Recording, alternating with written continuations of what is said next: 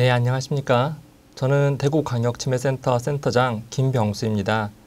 오늘 치매안심센터 직무교육 중 상담 업무에 관한 내용 첫 번째 시간을 시작하도록 하겠습니다. 먼저 학습 목표를 살펴보겠습니다. 첫 번째, 치매안심센터에서 이루어지는 상담의 목적을 설명할 수 있다. 두 번째, 기본적인 상담의 과정을 알고 시행할 수 있다. 세 번째, 기초상담, 심층상담, 가족상담의 특성을 알고 상황에 맞게 진행할 수 있다. 그리고 마지막으로 전화상담의 중요성을 이해하고 응대 요령을 잘 활용할 수 있다입니다. 그럼 먼저 상담의 목적을 이야기하기에 앞서서 상담의 정의를 살펴보도록 하겠습니다. 이 상담이란 용어를 사람들이 아주 다양하게 사용하고 있습니다. 그냥 쉽게 나누는 대화도 상담이라고 하기도 하고, 또는 병원에서 받는 심리 상담만을 상담이라고 얘기하는 사람도 있습니다.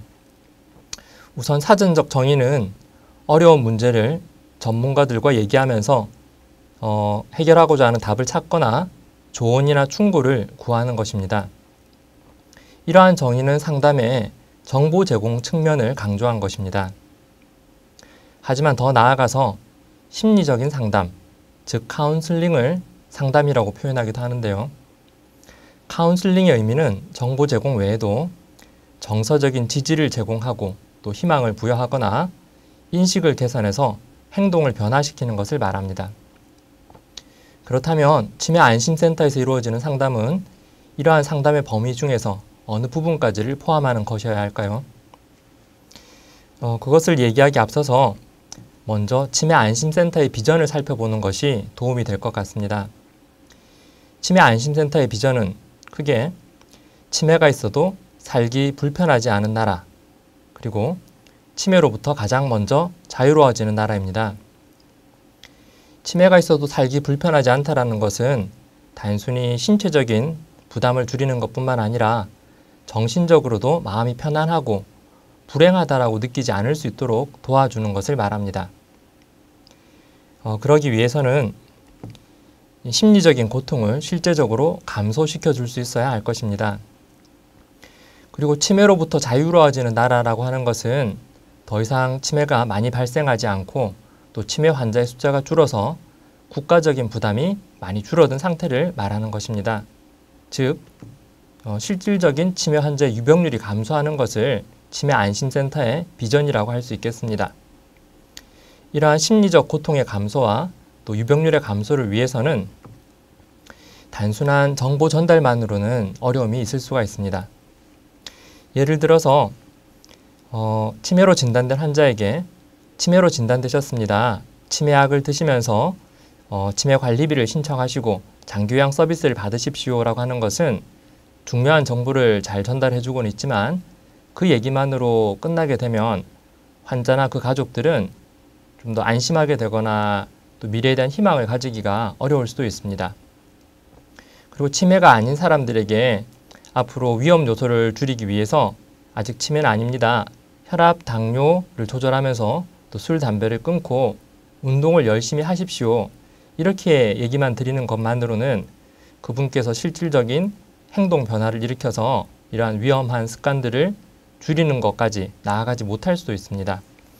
즉, 정보 전달만으로는 심리적인 고통을 충분히 줄이거나 또 유병률을 감소시킬 만큼 위험한 행동을 변화시키지 못하는 경우들이 많습니다.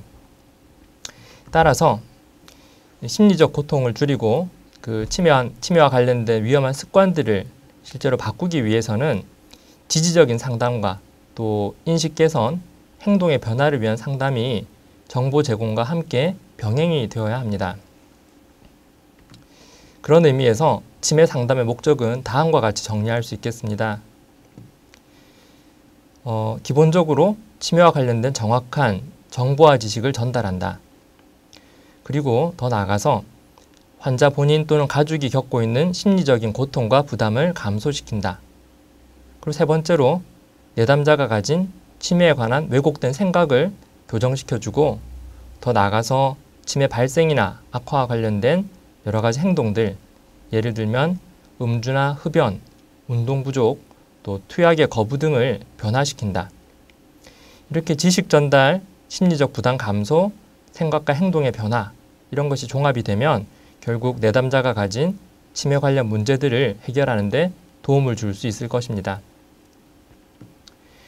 그 다음으로 상담의 과정을 살펴보도록 하겠습니다.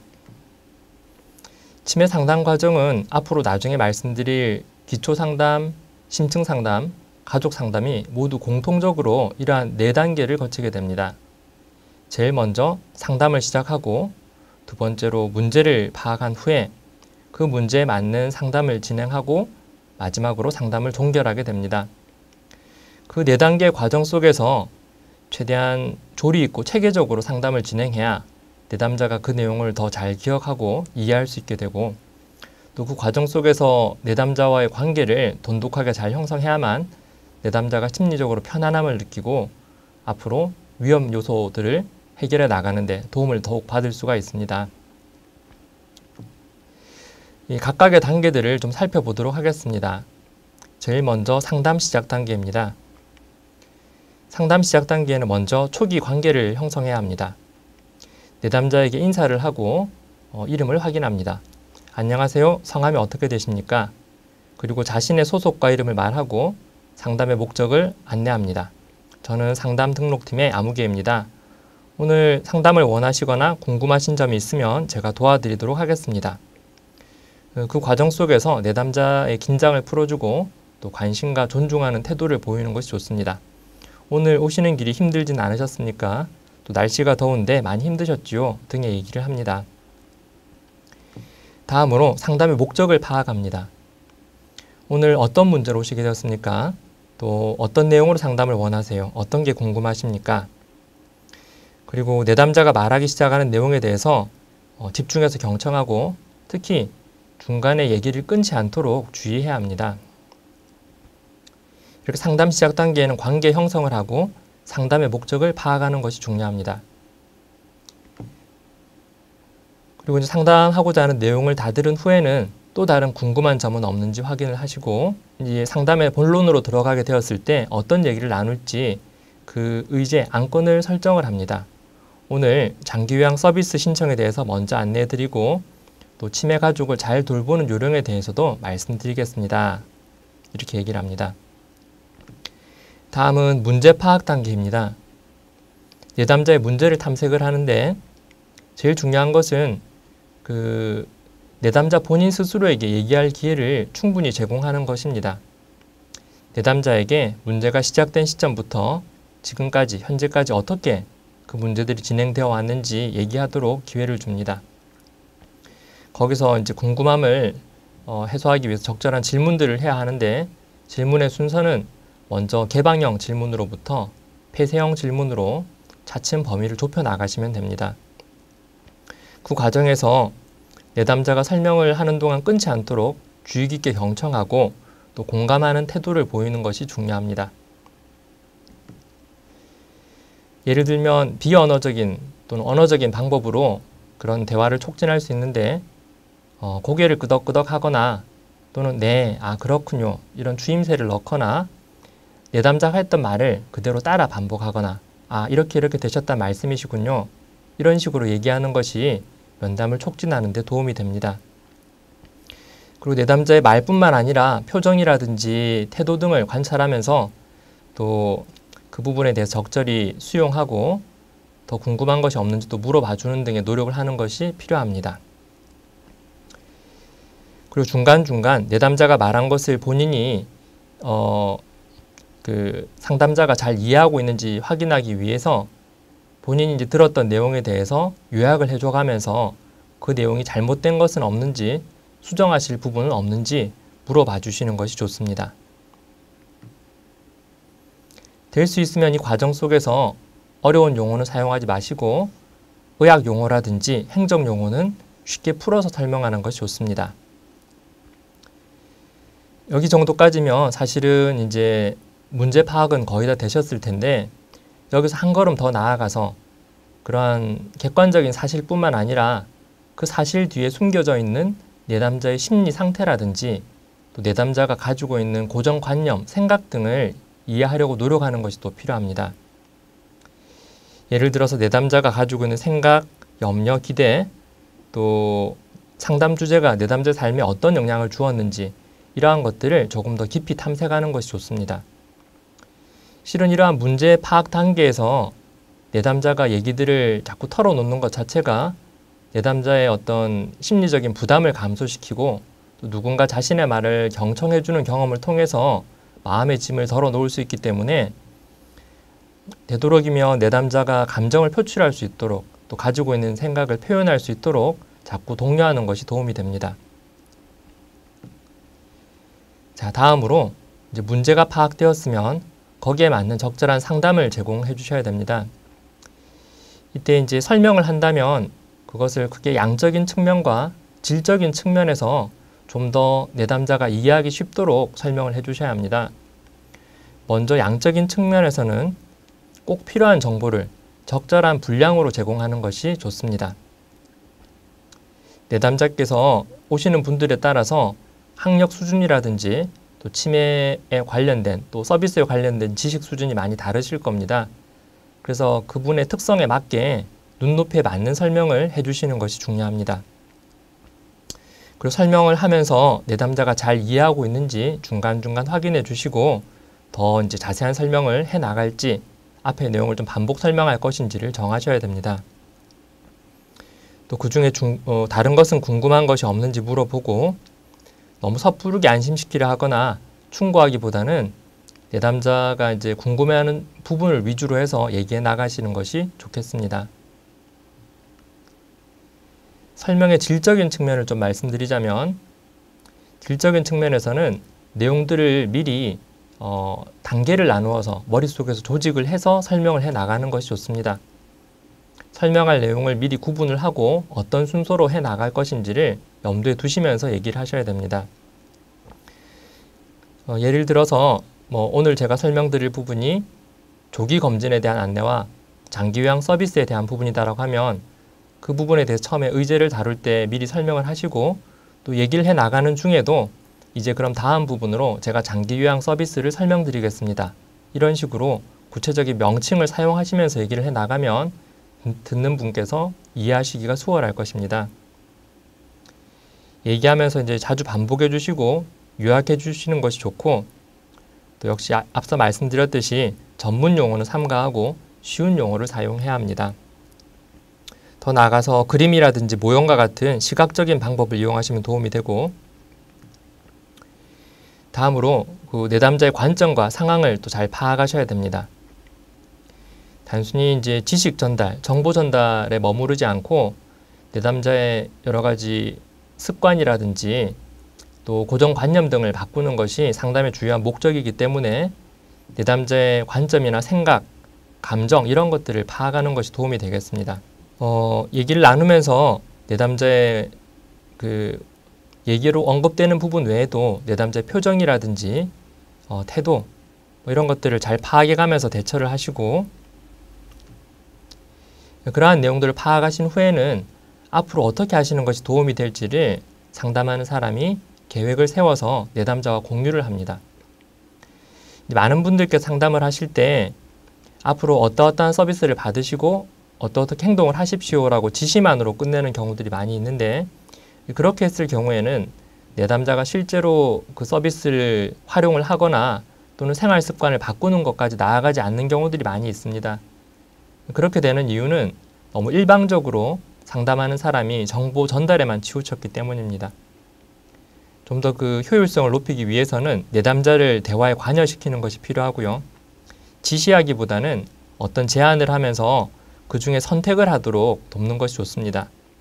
그리고 내담자에게 혹시 이 제안이 좀 시행이 어려우실 것으로 생각된다면 어떤 점에서 그런지 얘기해 보도록 격려를 합니다. 그렇게 해서 서로 수용 가능한 수준에 이를 때까지 대화를 나누어서 실제적으로 내담자가 계획을 받아들일 수 있도록 또 본인이 처음에 상담하기 원하던 사항이 제대로 해결될 수 있도록 돕는 것이 좋겠습니다. 이렇게 상담을 충분히 진행하고 나시면 상담 종결 단계입니다. 다음 일정에 대해서 약속을 하고 혹시 예상치 못한 일이 생기거나 계획대로 잘 되지 않을 때는 어떻게 할지 또 어떤 도움을 청할지를 미리 설명을 해주시면 됩니다. 그리고 마지막으로는 지금까지 상담 내용을 간략히 요약하고 앞으로의 계획을 확인합니다. 계획에 만족하는지 혹시 수정할 사항이나 궁금한 점은 없는지 마지막으로 확인한 후에 상담을 마무리하시면 되겠습니다. 그리고 이 4단계의 상담 과정 중에서 시작부터 끝까지 일관되게 상담을 체계적으로 진행하고 또 내담자의 관계를 돈독하게 형성하는 것이 필요하기 때문에 아래의 내용들을 꼭 기억을 하셔야 됩니다. 상담 과정 중에는 중간중간 내용을 요약해주고 내담자가 잘 이해했는지 확인하는 것이 필요하고요. 또 설명해 나가는 과정 중에도 비언어적인 표현, 눈맞춤을 적절히 한다든지 고개를 끄덕이면서 또 호응하는 말을 해준다든지 이러한 것이 중요합니다. 특히 초심자 때 유의하셔야 될 부분 중에 그 상담 기록에 치중하느라고 내담자의 얼굴을 쳐다보지 않는다든지 너무 기록에만 집중하는 모습을 보이면 관계 형성에 방해가 될 수 있습니다. 내담자가 털어놓는 여러 가지 어려움에 대해서 이해하고 공감하는 태도를 보이는 것이 중요하겠습니다. 그리고 조금 낯설 수 있는 부분에 대해서는 내담자에게 충분히 이유를 설명해 주시는 것이 좋습니다. 이렇게 상담의 기본적인 과정을 살펴보셨습니다. 다음으로 치매 안심센터의 상담 업무, 실질적인 업무 내용에 대해서 파악해 보도록 하겠습니다. 치매 안심센터 상담의 종류인데요. 상담센터를 방문하시는 모든 분들은 기초상담을 거치시게 되고 기초상담으로 해결이 되시는 분도 있지만 그렇지 않으신 분들 중에는 심층 상담으로 넘어가시게 됩니다.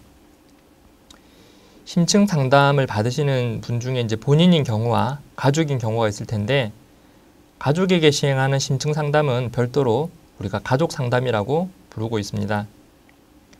본인에게 시행하는 상담은 그 주제에 따라서 조기 검진 상담 또는 그 내담자의 진단에 따른 상담을 시행하시게 되고요. 이러한 기본적인 상담을 제공한 후에는 그 밖의 상담자가 궁금해하는 사항에 대해서 맞춤형 상담을 진행하시면 됩니다. 그리고 치매 안심센터에서 이루어지는 상담의 유형은 이렇게 3가지가 있습니다. 첫 번째는 전화를 통한 전화 상담, 두 번째는 내담자가 센터에 방문해서 이루어지는 내소 상담, 그리고 세 번째는 센터의 직원이 가정이나 타 기관으로 방문해서 이루어지는 방문 상담이 있습니다. 기초 상담은 이 3가지 유형이 모두 가능하고 심층 상담과 가족 상담에서는 심층 평가 기록, 동의서 취득, 또 서비스 연계 등을 위해서 내소 상담을 원칙으로 합니다. 상담의 흐름을 그림으로 살펴보았는데요. 처음 방문하신 분은 일단 기초 상담을 받으시게 됩니다. 기초 상담 기록을 작성하고 치매 관련 서비스를 원하신다면 심층 상담으로 넘어가시게 되고요. 그러지 않으신 분은 정보 안내만을 원한다면 정보 제공, 그리고 기타 상담을 원하는 사항이 있으면 단순한 문제의 경우는 적절한 상담 후에 상담을 종결하시면 됩니다. 하지만 보다 복합적인 문제가 있거나 가족 상담이 필요할 때는 심층 상담으로 연계를 해주십니다. 심층 상담으로 들어가시게 되면 보호자의 경우는 가족 상담으로 연계할 수가 있고 만약 보호자가 가족 상담을 굳이 원하지 않는다면 치매 환자와 함께 치매에 관한 정보 제공만으로 끝을 낼 수도 있습니다. 본인의 경우에는 치매 조기 검진 상담을 하거나 또는 그 내담자의 진단 특성에 따라서 그에 걸맞는 상담을 해주시고 기타 상담을 원하는 상황이 있으면 적절한 상담 후에 상담을 종결하시면 됩니다. 자, 그러면 기초 상담부터 하나씩 살펴보도록 하겠습니다. 기초 상담은 안심센터에 접촉한 모든 사람들에게 정보를 제공하거나 서비스를 연계하는 활동이고 경우에 따라서는 치매 안심센터 서비스가 필요할 때는 심층 상담으로 연계해 주시면 됩니다. 상담의 과정은 앞서 살펴보셨던 대로 상담 시작부터 종결까지 4단계에 걸쳐서 진행이 되고 상담 시작 단계에는 관계 형성과 인적 사항 확인이 필요합니다. 그리고 상담의 목적을 파악하되 이 상담의 목적이 기초 상담만으로 충분히 가능할지 또는 심층 상담으로 연계가 필요할지를 가늠하셔서 상담 이후의 상담 과정을 진행하시는 것이 효율적이시겠습니다. 다음으로 문제 파악 단계입니다. 문제 파악 단계는 내담자로부터 정보를 수집하는 목적도 있지만 더욱 중요한 것은 내담자가 본인의 경험을 털어놓으면서 다른 사람들에게 공감받고 이해받는 그러한 경험을 하도록 하는 것이 중요합니다. 따라서 정보 제공을 위한 단순 상담의 경우에도 생략하지 말고 충분히 얘기를 들어주시는 것이 도움이 되겠습니다. 다음은 상담 진행 단계이고 듣는 사람이 이해하고 기억하기 쉽도록 전달하는 것이 중요하고 또 상담자가 충분히 잘 이해했는지 확인해서 그에 맞게 대처하시는 것이 좋겠습니다.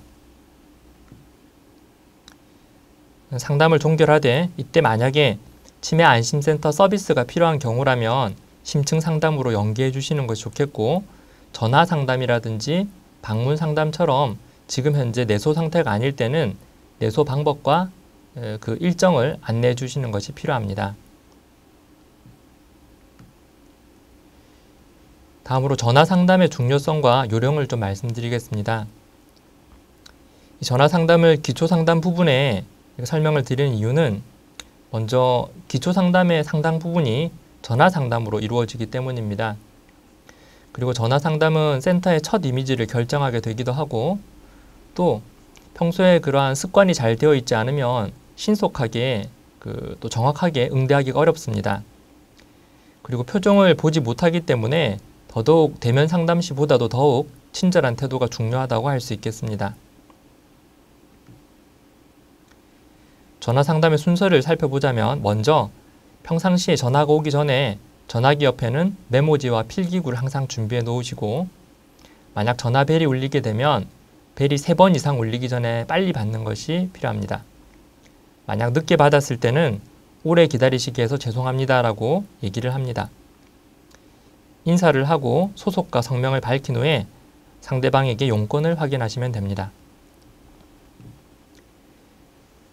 상담 진행 과정 중에 상대 말을 경청하면서 중간중간 메모를 하셔서 되묻지 않도록 하시고 상담을 충분히 진행하신 후에는 추가적으로 필요한 사항이 없는지 확인 후에 공손한 인사 후 전화를 끊습니다.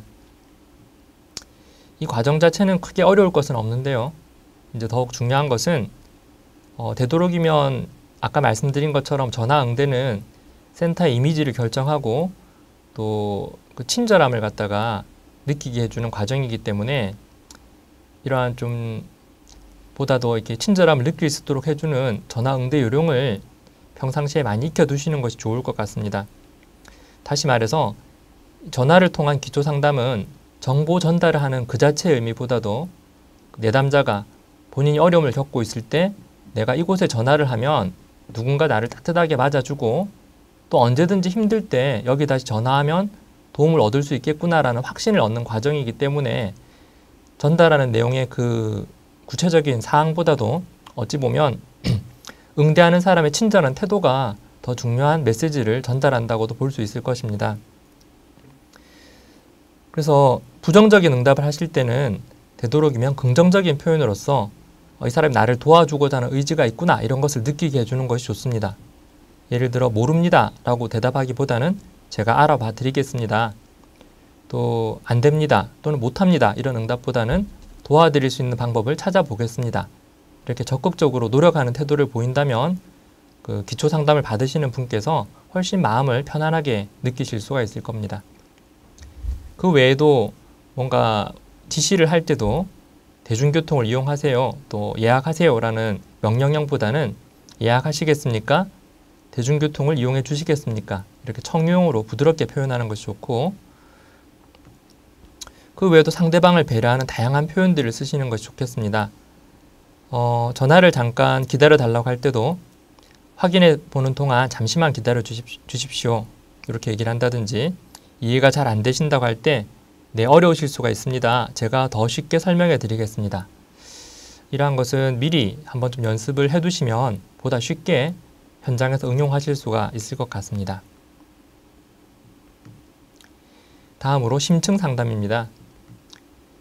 심층 상담은 치매 안심센터 서비스를 이용하기 위해서는 심층 상담을 거치셔야 되고, 또 초기 상담에서 복합적인 문제를 가지고 있거나 심리적인 부담을 많이 느끼고 있어서 심층 상담이 필요하다고 판단되는 경우에도 심층 상담을 연계할 수가 있습니다. 상담의 목적은 앞서 살펴본 바와 같이 정확한 정보와 지식을 전달하고, 또 심리적 고통과 부담을 감소시키고 왜곡된 생각이나 행동을 올바르게 변화시키는 것이 심층 상담의 목적입니다. 그 내용에 있어서는 대상자의 주요 정보를 파악하는 것이 필요하고요.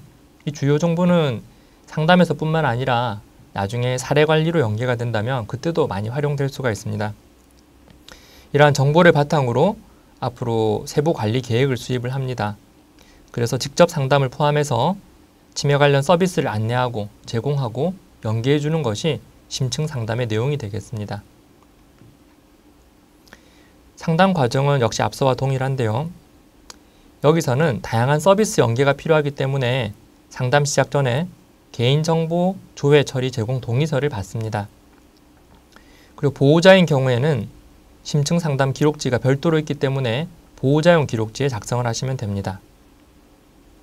초기 관계 형성과 상담 목적 파악을 하는 것은 앞서와 마찬가지이고, 만약 기초 상담을 하고 바로 이어서 진행하게 된 경우라면 이 단계를 간략히 생략하고 바로 문제 파악 단계로 넘어가셔도 무방하겠습니다. 문제 파악 단계는 내담자의 문제를 탐색하고 관점을 이해하는 목적도 있고, 말씀드렸듯이 경청을 잘하는 것이 중요한 단계입니다. 내담자가 자연스럽게 자신의 얘기를 털어놓도록 하면서 적절한 질문을 던지고, 또 그 과정 속에서 경청과 공감을 행하는 것이 상담 과정의 8에서 10단계 부분인데, 이러한 기술을 몸에 잘 익히셔서 자연스럽게 활용하시도록 하십시오. 그리고 심층 상담 기록을 작성하기 위해서 확인해야 될 사항이 많기 때문에 자칫하면 마치 경찰서에서 범인을 취조하듯이 일방적으로 질문만 하게 되는 경우가 생기곤 합니다. 적절한 설명 없이 너무 질문만 하게 되면 내담자로서는 당혹스럽고 본인이 여기 방문한 목적과 어긋나는 대답을 하고 있다고 잘못 오인하게 될 수 있습니다. 따라서 심층 상담 기록을 작성하시기 전에 미리 질문을 이렇게 많이 해 나가시기 전에 이러한 질문이 왜 필요한지, 앞으로 이제 다양한 서비스를 받기 위해서는 처음에 충분한 정보를 확인하는 것이 도움이 됩니다. 그리고 이것이 나중에 요긴하게 쓰일 수가 있고, 여기 방문하시는 다른 분들도 다 이러한 어떤 정보 제공을 하고 있습니다 라고 설명을 해주시면 내담자로서도 좀 마음이 편해지고, 좀 상담 과정이 길어지더라도 편안한 마음으로 상담 임하실 수가 있을 것입니다.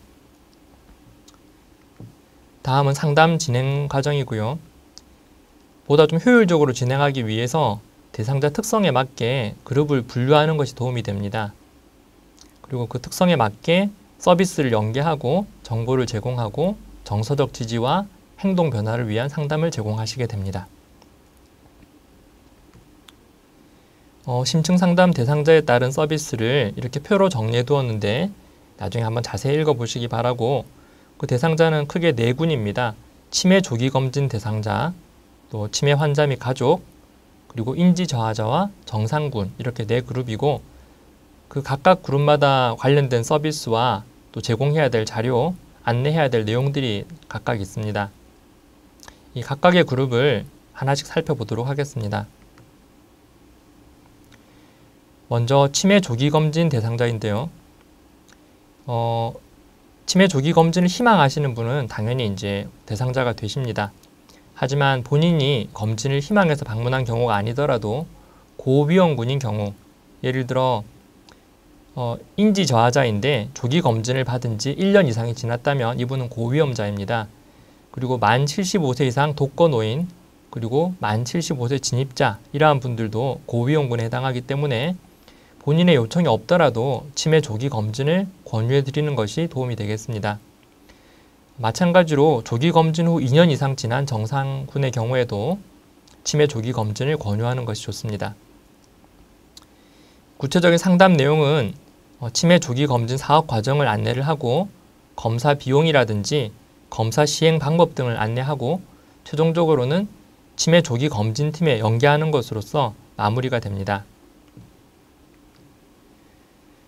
흔히 이제 그 현장에서 접하는 상황 중에서 본인이 원해서 오신 경우라면 이런 경우가 없지만 그렇지 않은 경우에 고비형군의 경우에 치매 조기 검진을 권유를 하면 본인은 굳이 필요가 없다고 거부하시는 분들도 종종 있습니다. 이럴 때는 너무 쉽게 검진 권유를 포기하시거나 또는 막무가내로 계속 그 검진만을 일방적으로 주장하시기보다는 다음과 같은 순서로 대응을 하시면 훨씬 효과를 높일 수가 있습니다. 먼저 대상자가 왜 치매 조기 검진을 거부하는지 물어보고 그 이유를 확인하는 것이 좋습니다.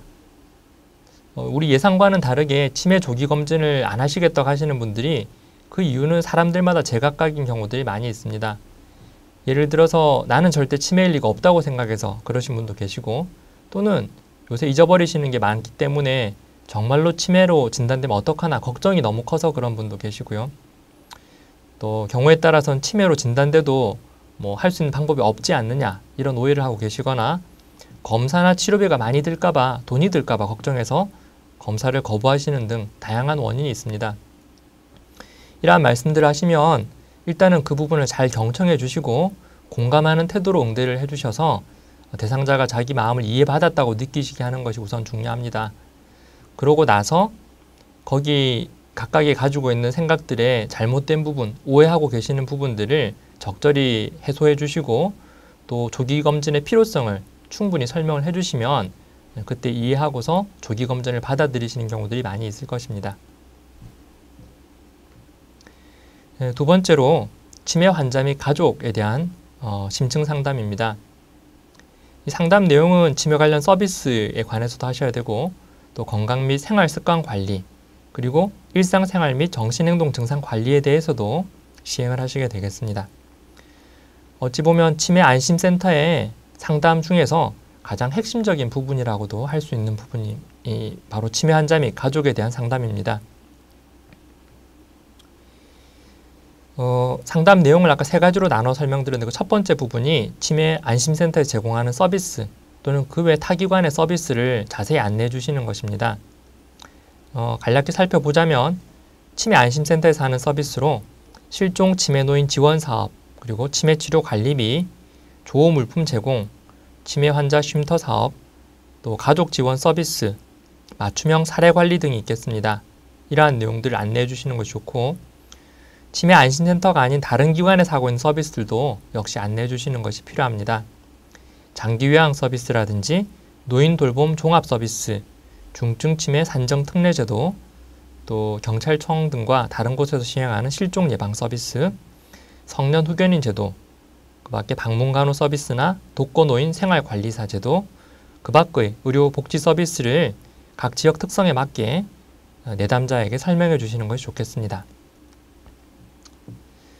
그리고 두 번째로 중요한 것은 건강 및 생활 습관 관리입니다. 아까 치매 안심센터의 그 미션 중에서 치매 환자 유병률을 떨어뜨린다는 것이 있었죠.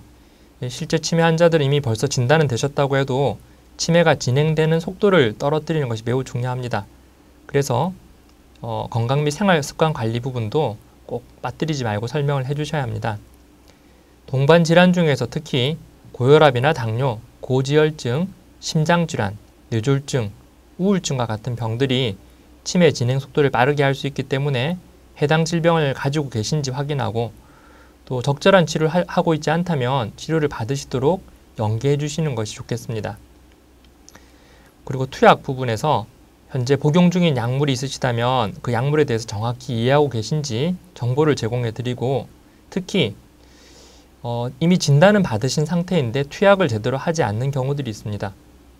이전에 고혈압으로 진단받았는데 약을 안 드신다든지 또는 우울증이 심하신데 병원에 한번 방문했다가 뭔가 약부작용 등으로 드시지 않고 있는 경우, 이러한 경우에 이것을 해결하기 위해서, 즉 약을 잘 드시도록 하기 위한 상담을 꼭 진행해 주셔야 됩니다.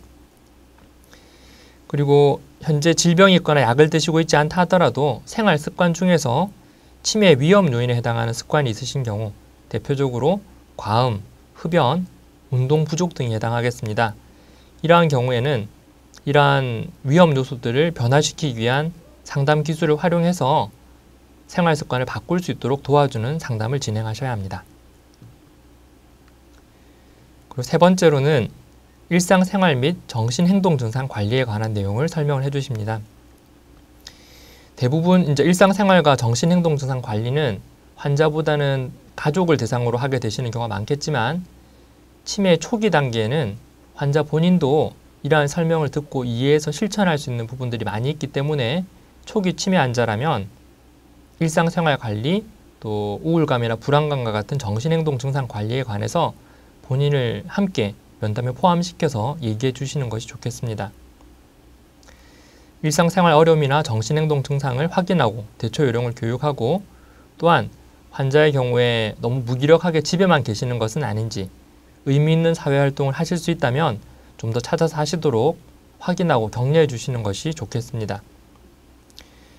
가족에게도 일상적인 케어에 관해서 또 정신행동 증상 대처 요령에 대해서 교육을 해주시고 또한 치매 환자와 의사소통을 잘하고 계신지 의사소통 요령이 부족하지 않은지 확인해서 그 기본 요령을 설명을 해주십니다.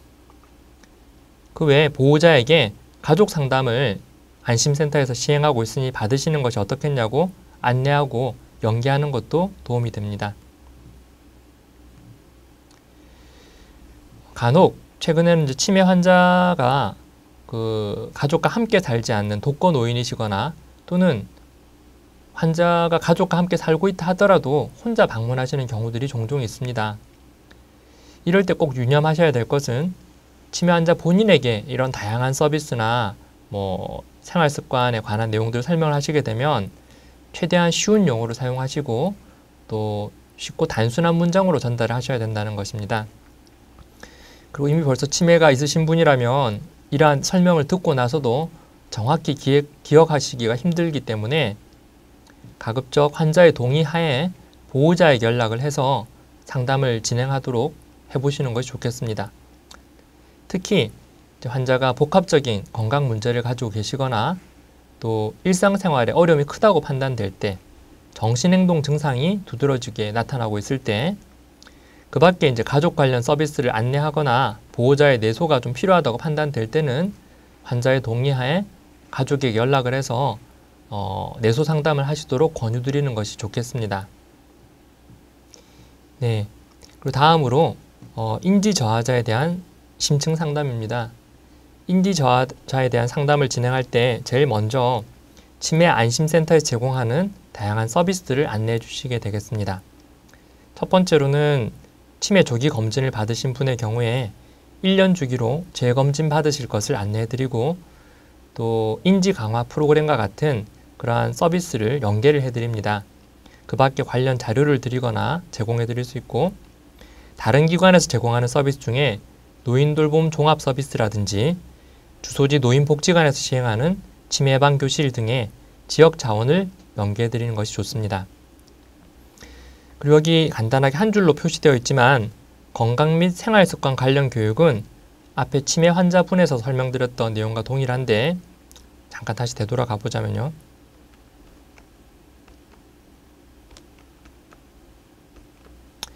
네, 이 내용입니다.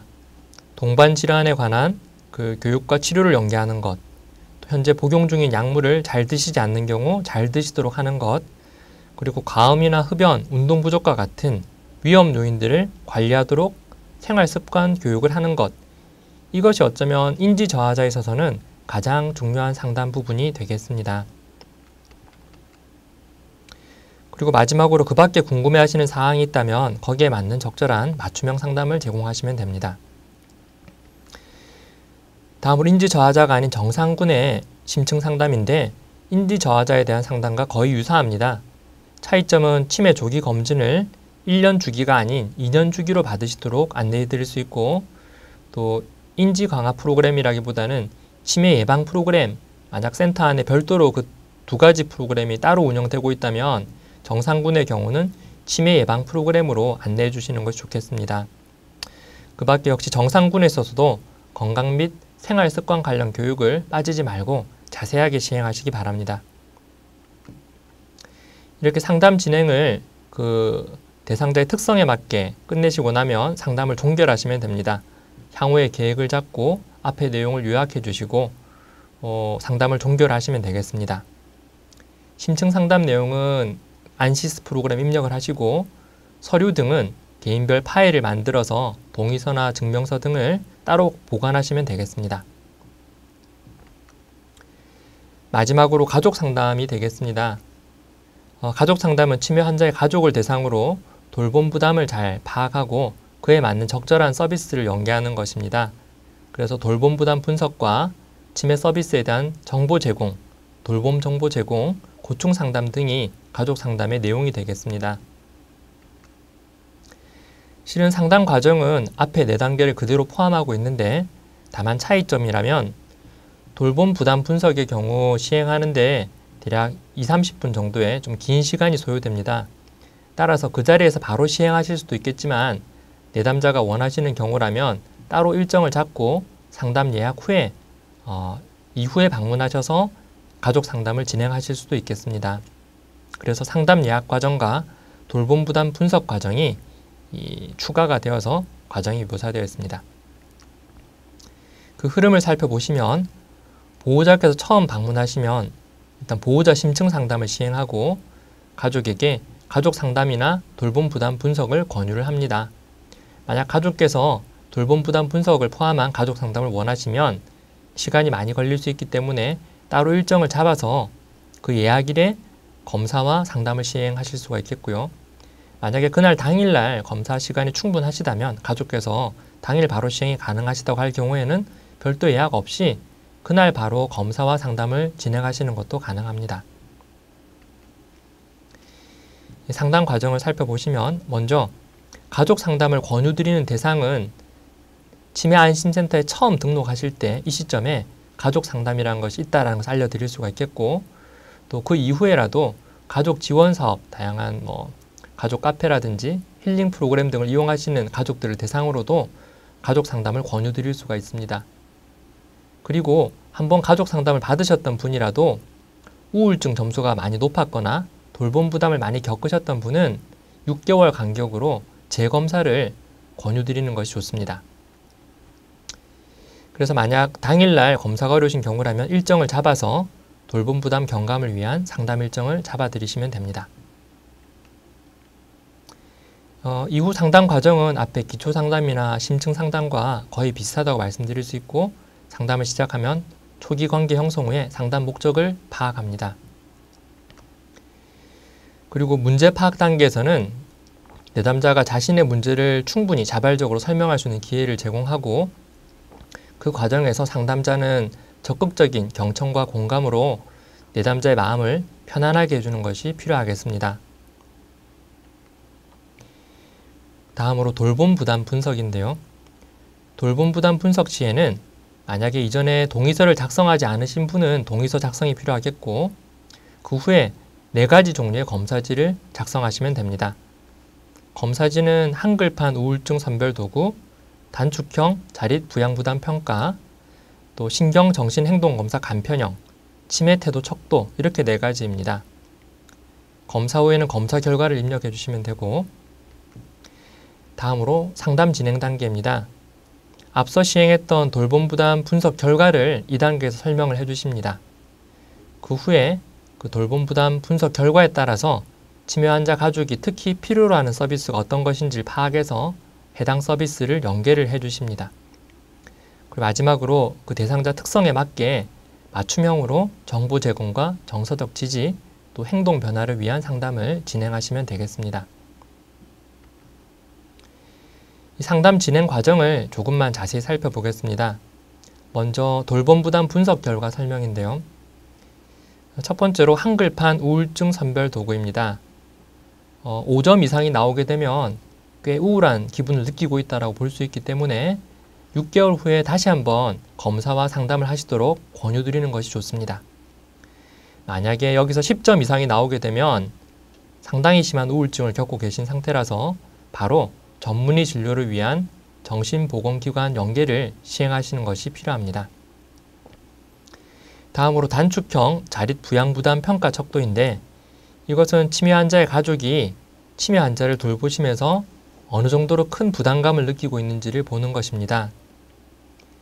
컷오프 점수 17점에서부터 좀 상당히 심한 부양 부담을 느끼고 있다고 볼 수가 있어서 이런 경우에는 역시 6개월 단위로 다시 한번 가족 상담과 부양 부담 평가를 받으시도록 권유드리는 것이 좋습니다. 세 번째로 신경정신행동검사 간편형인데요. 이것은 12가지의 정신행동 증상에 관해서 각각의 증상이 어느 정도로 심하고 그 증상 각각에 대해서 보호자가 얼마나 큰 심리적 부담을 겪고 있는지를 확인하는 검사입니다. 특별한 컷오프 점수가 있는 것은 아니지만 어떠한 증상에 대해서 중등도 또는 중증의 심리적인 고통을 느끼고 있다고 파악이 되면 그 정신행동 증상에 대한 대처 방법이라든지 또는 보호자의 심리적 안정을 위한 여러 가지 서비스를 이용하시도록 안내해드리고 적절하게 개입하는 것이 필요하겠습니다. 마지막으로 치매 태도 척도인데요. 이것은 점수가 클수록 치매 인식도가 높다고 볼 수 있고 반대로 낮으면 치매에 대한 이해가 부족하다고 볼 수 있습니다. 평균 점수가 79점 정도인데 만약에 치매 태도 척도 점수가 지나치게 낮으신 분이라면 치매에 대한 이해를 돕는 가족 교실이라든지 또는 그 밖에 교육을 받을 수 있는 기회를 제공하거나 자료를 제공해 드리는 것이 필요하다고 할 수 있겠습니다. 이 가족 상담의 서비스 연계 과정을 다시 한번 정리해서 그림으로 살펴보겠습니다. 공통된 과정은 치매 상담 콜센터와 같은 서비스를 안내해드리고 등록 관리팀을 연계해드리는 것입니다. 그리고 치매 환자 가족이 힘들게 느끼는 영역별로 정보가 많이 필요한 경우, 정서적 지원이 필요한 경우, 돌봄이 필요한 경우 등으로 나누어서 그에 맞는 서비스를 제공하실 수 있습니다. 정보 지원의 경우에는 가족 교실을 소개해서 등록해 드리거나 치매 관련 정보를 제공해 드릴 수 있습니다. 마음 읽어주기라든지 치매 체크 앱, 나에게 힘이 되는 가이드북, 알짜 정보 내비게이션 등을 안내해 주시면 됩니다. 정서 지원이 필요한 가족이라면 치매 가족 자조 모임을 안내해 주시면 되겠고요.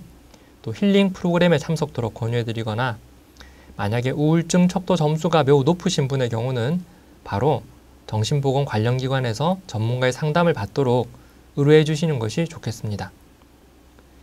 돌봄 부담을 많이 느끼시는 분이라면 장기요양 서비스를 안내해 드릴 수 있겠는데 아직까지 장기요양 서비스를 받지 못하고 계신 분이라면 서비스 결과가 나올 때까지는 치매 안심센터의 쉼터로 연계해서 거기서 일단 서비스를 받도록 할 수가 있겠고 장기요양 서비스에 탈락하신 분의 경우에는 노인 돌봄 종합 서비스로 연계해 드리는 것까지 안내해 주시면 좋겠습니다. 그 외 센터에서 진행하고 있는 사례관리 서비스를 이용해서 맞춤형 사례관리 서비스를 연계해 주는 것도 좋은 방법이 되겠습니다. 그 후에 가족께서 더 궁금해하시는 사항이 계시면 맞춤형 상담을 진행하시면 되겠고 그 후 상담을 종결하시면 됩니다. 앞서 여러 가지 서비스 안내라든지 돌봄 부담 분석에 관한 결과에 맞는 상담을 제공하셨기 때문에 여기서는 이제 마지막으로 대상자 특성에 맞게 상담을 제공하고 마무리하시면 되는데 앞에서 주로 정보 제공 위주로 상담을 하셨기 때문에 만약에 부양 부담에 관한 심리적 고통을 크게 겪는 가족이라면 더 나아가서 적절한 정서적 지지를 충분한 시간 할애해서 제공해 주실 수가 있겠고 또 가족께서 환자를 돌보는 돌봄 기술이나 의사소통 기술이 부족해서 그러한 돌봄 부담을 많이 느끼시는 분들도 계실 겁니다. 그럴 때는 정신행동문제 대처 요령이나 의사소통 요령, 또 일상생활 돌봄 요령을 증진시키기 위한 교육을 바로 그 자리에서 적절히 시행해 주실 수도 있겠습니다. 그 밖에 서비스를 안내해 주시고서 상담을 마무리하시면 되겠습니다. 네, 여기까지 치매 안심센터에서 이루어지는 상담의 목적과 상담의 종류, 요령 등을 살펴보았습니다. 마지막으로 꼭 기억하셨으면 하는 부분은 이러한 상담을 하고자 하는 우리의 목적이 무엇인가를 다시 한번 꼭 기억을 하셨으면 합니다. 단순히 정보 전달만으로는 치매 안심센터의 미션이라 할 수 있는 치매가 있어도 살기 불편하지 않은 사회, 그리고 치매로부터 가장 먼저 자유로워지는 나라를 이룩하는 데는 한계가 있습니다. 따라서 지금 여러분들께서 아직 능숙하지는 못하실지라도 지지적인 상담, 환자의 마음을 경청해주고 또 마음을 편안하게 해주는 그런 상담 기술을 좀 더 연습을 하시고 또한 그 위험 행동을 변화시켜서 유병률을 감소시킬 수 있도록 인식 개선과 행동 변화를 위한 상담 요령도 충분히 숙지하시길 바랍니다. 이어지는 두 번째, 세 번째 시간에 상담의 기본 기술편에서 지지적 상담 요령을 설명드릴 것이고, 세 번째 시간인 행동 변화를 위한 상담 부분에서 인식 개선과 행동 변화를 위한 상담 요령을 아마 또 배우시게 될 것입니다. 그러면 오늘 강의를 여기까지 마치도록 하겠습니다. 감사합니다.